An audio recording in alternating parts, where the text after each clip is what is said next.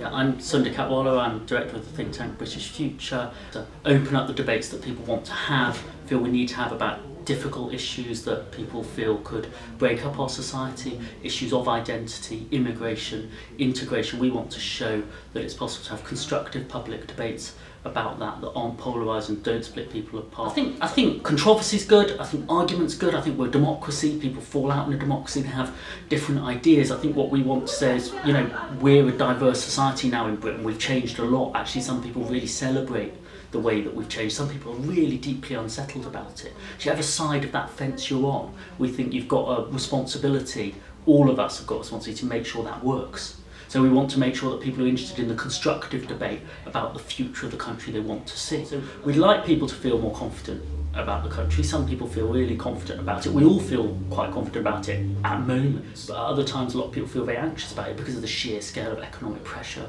that people feel under, because of the sense of the scales that people feel my country's changed. I don't know if I was asked about it, I don't know if I like it. And if you're over 55, you'll have experienced a lot of change in Britain, and you might find it quite unsettling, whereas somebody's child or grandchild will have grown up with what their parents might see as a lot of change as the new normal.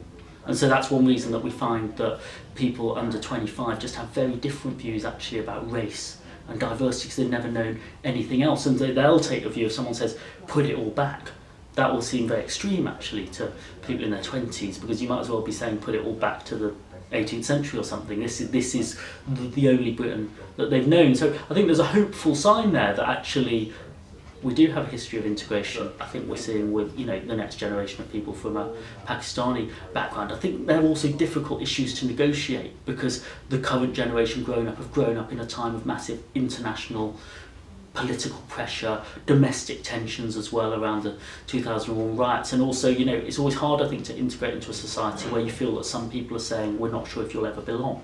And I think what the Pakistani community in Britain needs to do is stake its full and equal right to be British while retaining the cultural heritage it wants to change, and the next generation won't make the same choices their parents did. Hopefully we can do it, but it doesn't happen by magic, and it only happens, I think, if all sides of that question work to make it happen, so that people are us and their children and their grandchildren are just as much us as everyone else. People mix, people meet, we think that moderates opinions, we think people find that they can work together with people that they thought they disagreed with.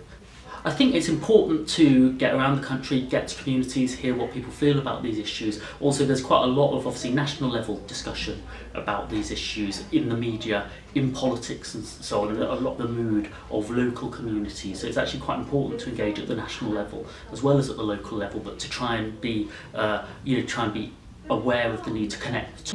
People are really interested in the question of how we live together. And we've got a multi-ethnic, multi-faith society in which there are many faiths and people of no faith. And the question is, can we agree the rules of how we're getting along? Freedom of religion, I think, is an absolute fundamental right of British society, as is the freedom not to believe. And so in a way, you know, having your own rights always depends on respecting the rights of others. What we fall out about then are the boundaries. What does that mean for whether you have faith schools, whether you have single groups? And in a way, I think it's the ability to stay in the room, negotiate and find a compromise. There are always, I think, more moderate people on two sides of a fence who can find an agreement than there are sort of hotheads on either side who are saying, well, we don't want to share the same space, we don't want to live together, we have a particular view of our religion. So I think most people are somewhere in between. You have freedom of religion, you have the absolute right to express your identity, your faith and your religion, but with a respect for the rights of everybody else in terms of their freedom of speech, their freedom to criticise you as well. How you negotiate that around a specific local space is, I think, you've got to find the way that you can share it.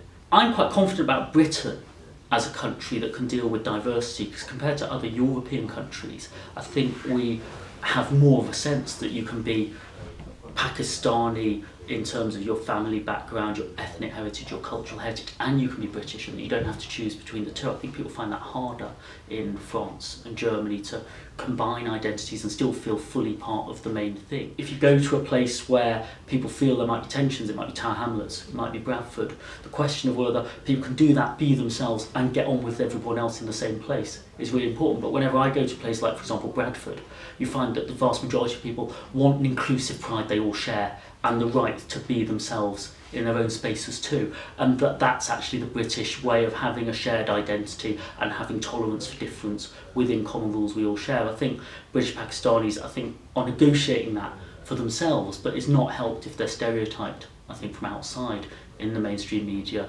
by people who are saying, you'll never be us. And I think the best way is actually to use the values of free speech and argument to state your own claim on the national conversation.